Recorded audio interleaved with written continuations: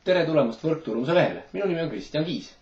Täna räägin sellest, mida mina kasutan, kuidas mina seda teen ja mida mina ise ka sinul soovitan teha, et sa saaksid enda enesekindlust veelgi tõsta. Ja selleks on siis modelleerimine ehk järele tegemine.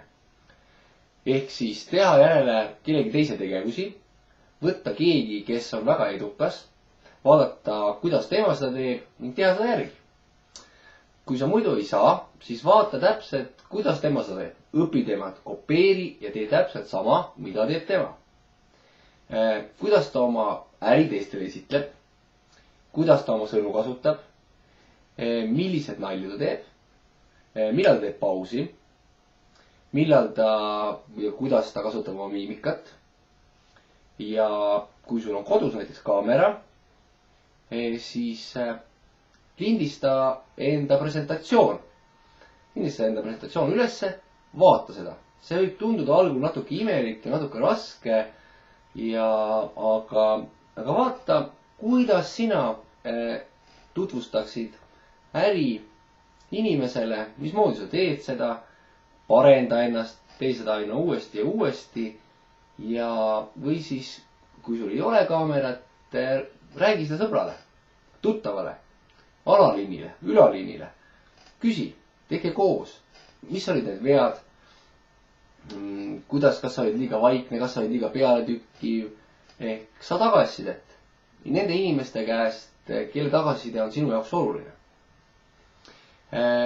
Ja kui sa teed täpselt nii, nagu siis seda teevad edukad ja kopeerid neid, siis see ei ole alguses küll päris originaalne. Ja see ei ole küll sina ise, aga sa õpid ja saavutad nii enesekindlust.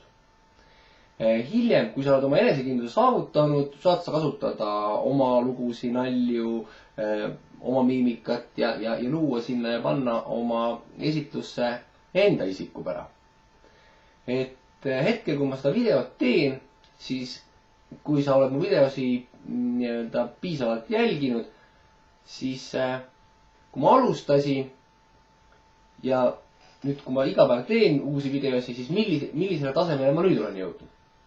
Ma parandan ja parenen iga päevaga ja kõik see tuleb sellest, et ma teen seda korduvalt ja uuesti. Ma saavutan enesekindluse, ma õpin paremini oma sõnu kasutama, õpin paremini oma mõtteid edasi andma ja kõik tuleb sellest, et ka mina proovin kedagi kopeerida ja proovin jälgida kedagi, kes on minu iidol ja kes on minust parem ja kelle sarnaseks mina tahan saada.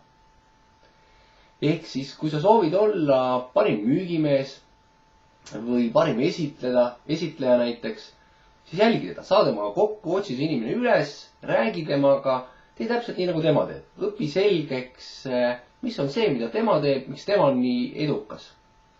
Sa võid kasutada selliseid kujutlevaid näidiseid, näiteks kui sina oled vestlusel või siis presenteerid oma ärivõimalust inimesele. Ehk siis kujuta ette inimest, kes sinu arust teeb presentatsiooni või räägib või tutvustab äri kõige paremini, mida tema teeks antud olukorras siis. Kuidas tema käituks.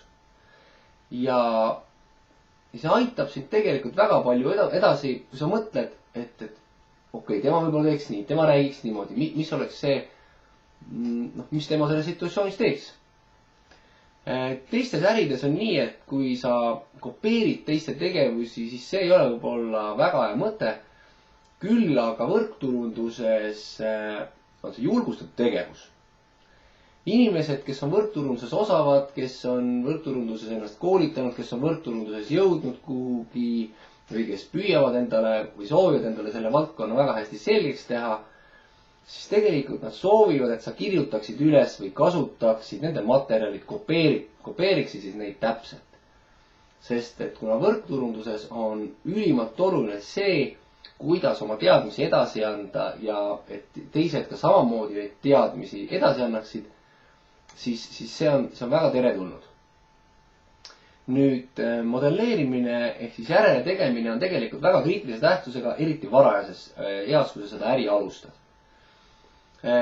Sest et siis sa tugevdad seda enesekindlust modelleerid edukaid inimesi, kopeerid, kasutad nende tegevusi ja vaatad, kuidas nemad seda teevad. Modelleeri inimesi, kes on siis parimad liidrid, modelleeri inimesi, kes on parimad esinejad, kes on võib-olla parimad värbajad, võib-olla kes on parimad organisatsioonide hoidjad. Ehk kui sa soovid rohkem enesekindlust, siis leia see, milles sa soovid ennast täiustada, milles sa soovid olla tugev, modelleeri seda inimest ja just see, kes sinu arust teeb siis seda kõige paremini.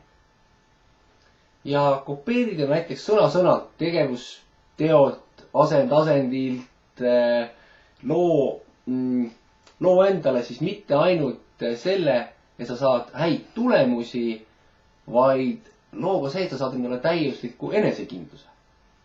See töötab minu puhul ja ma usun, et see töötab kenasti ka sinu puhul.